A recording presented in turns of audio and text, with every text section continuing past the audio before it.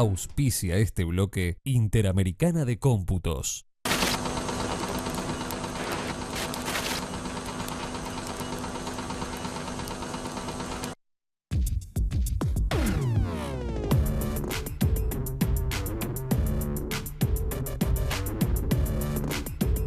Public enemy number one in the United States is drug abuse.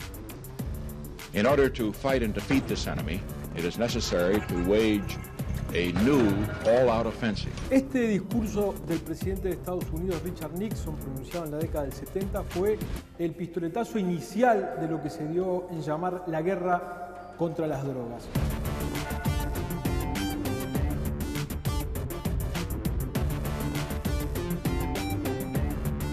Es decir, el narcotráfico sigue las reglas del mercado, ¿no? Entonces compraban la cocaína en dólares y la vendían en pesos.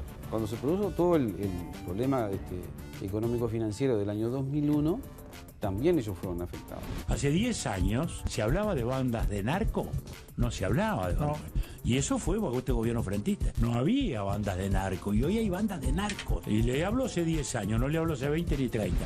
La pasta base entra en Uruguay en 1997-1998 durante la presidencia del doctor Sanguinetti. La pasta base que fue en realidad la sustancia que nos ha marcado muy mal muchas generaciones uruguayos y que ahora nosotros estamos viendo esos efectos terribles. Una droga espectacular para ellos porque era barata, pero producía en poco tiempo un grado de adicción mucho más importante que la cocaína. Por primera vez, determinados grupos sociales que no tenían acceso a una cocaína en estado de pureza llegaron a consumir una droga que pegaba, según lo que ellos dicen. Conjuntaron una serie de cosas que hizo que la pasta base ingresara con fuerza en esos años. Pero cuando sale de manos del productor cuesta aproximadamente unos $1.200, $1.500 el kilo. Cuando llega a manos de los narcos, cuando empiezan a manejar los narcos, aumenta a $25.000. Cuando llegan las mafias, que pueden ser de los italianos y los croatas, ese kilo vale $60.000. Y cuando llega a la nariz del consumidor, vale $240.000. Fíjate lo que es el negocio este. El mercado de drogas funciona como un árbol invertido, ¿no? Es decir, vos tenés un tronco por donde entra y después hay toda una ramificación, ¿no? Hasta llegar al consumidor. ¿De cuántas bocas estamos hablando? Quizás pueda llegar a un número de 1000. La actividad del narcotráfico es vieja en el Uruguay. Los niveles de violencia han crecido como ha crecido la violencia en toda la sociedad. Efectivamente estamos viviendo épocas de una violencia absolutamente desmesurada. Los niveles de violencia han ido aumentando. ¿Se acuerdan que decíamos, tenemos casi todos los días un herido de bala por debajo de la cintura? Miren, en el 2011 nosotros analizábamos en el Ministerio la cantidad de personas heridas de la cintura hacia abajo. Yo les dije, bueno, estamos a poca distancia de que tengamos un pico de homicidios. Eso se tradujeron después en muertos. El promedio de las personas muertas en episodios como ajustes de cuentos relacionados con el narcotráfico muchas veces van de los 17, 16 años a los 22, 23 y no mucho más allá. Pero también tenemos que analizar cuál es la ruta de un adolescente cuando se vincula a través de las redes, en un baile, el amigo de un amigo, en un cumpleaños. Y vos te relacionás con gente que no conoce su historia. Claro. Y en la primera de cambio te transformaste en parte de esos eventos que definen que terminas muerto. Uruguay no es un país donde se hayan instalado grupos. Sí han querido instalarse por esa facilidad para enviar hacia otros lugares. Pero la policía a lo largo del tiempo ha sido eficaz para impedir que esos grupos se instalaran. La única manera de destruir una organización criminal es no dejándola operar. Dos cosas son importantes. No dejar crecer los grupos organizados, pero la cosa más importante que eso es luchar contra la corrupción. Hoy lo que un país tiene como cosa primera para luchar es no dejar que hayan casos de corrupción. Escuché también que decían, esto es un mensaje, de acá mandamos nosotros. Para que haya un mensaje tiene que haber un emisor y un receptor. Bueno, ¿quién se considera receptor de ese mensaje? ¿La otra banda? ¿La autoridad? Porque si es la autoridad, tiene que decir, acá mando yo. Manda la ley, no mandan los delincuentes. El delincuente, la persona que está vinculada, va tratando de tener su territorio. Después va a haber una escalada que va a terminar en situaciones como las que ya vimos, amenazas a jueces fiscales, pero pasa por la policía. Claro, el código mafioso. Quiero que los uruguayos sepan que la batalla madre es contra el narcotráfico también. Ahí está el corazón del mal. La mejor forma de pararnos en este partido es estar juntos, actuar con firmeza, con inteligencia y en última instancia tomando todas las medidas de precaución y preventivas a los efectos de poder cuidarnos. No queremos ser ni destino ni tránsito de droga desde el Uruguay. Lo que ha pasado en Uruguay en estos años es que el narcotráfico ha crecido fuertemente. Bueno, yo creo que lo que hay que hacer es retomar el control.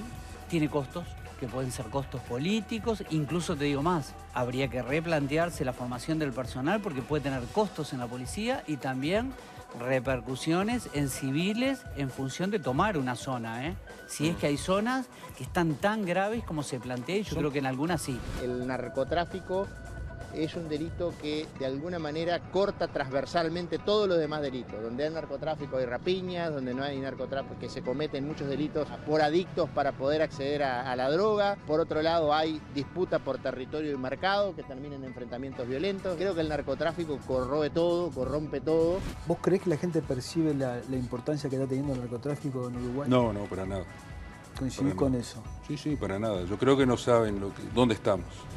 Soy un convencido de que no nos merecemos esa realidad que tenemos que analizar, buscar soluciones, buscar enfrentarla. Esto tenés que cortarlo. Está bien, pero ¿es posible cortarlo y además volver atrás? Mirá, yo creo que es un camino sin retorno hoy para Uruguay.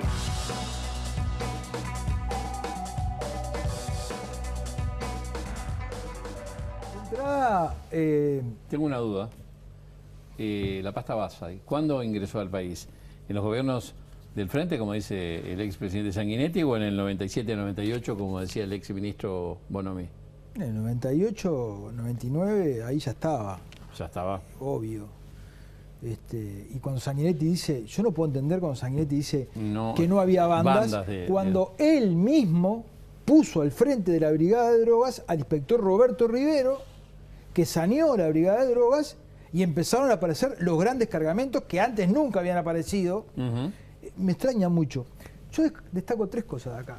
Una, por suerte he escrito mucho y queda negro sobre blanco.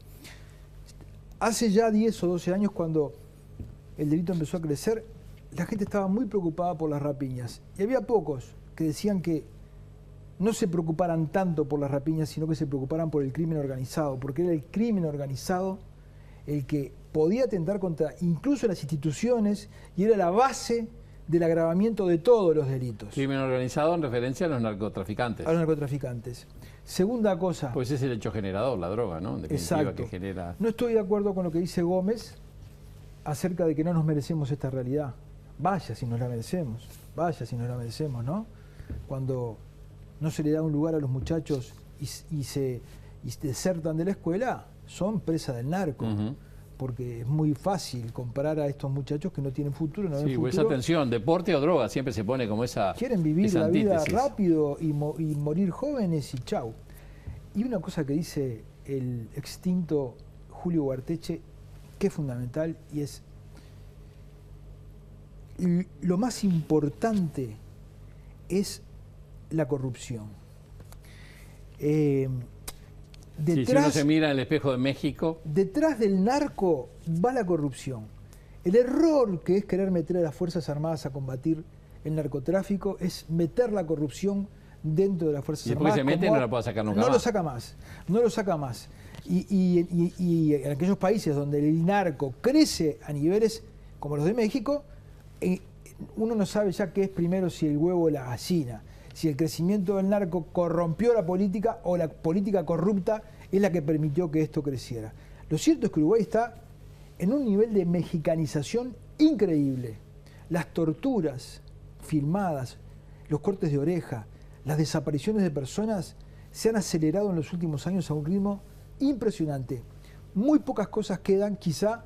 Sí, él hablaba de los disparos debajo de la cintura y ya empezaron a subir hace tiempo, ¿no? Muy pocas cosas quedan para parecernos a México, quizás el poder armamentístico y otras cosas que tiene. Y la cercanía a Estados Unidos y la escala de la economía. Estamos muy mal, Raúl, muy mal, Raúl. Y bueno, el hecho es tomar conciencia y empezar a generar las estrategias para intentar revertirlo, ¿no? ¿Sabe qué pasa? ¿Sabe quién alimenta al narco? La sociedad integrada. Los profesionales, la gente de bien. Porque sí, hay de todo, pero también integran o sea, el grupo consumidor. Ese es uno de los, es como siempre pongo, la serpiente que se come por la cola. Claro. La sociedad consume y eso estar ahí para ofrecer lo que la sociedad le pide. Dejemos esto y hablemos de economía y de perspectivas, ¿le parece bien? Lo invito a conversar con el economista Javier de Aedo. Una tanda, ya volvemos. Allá vamos.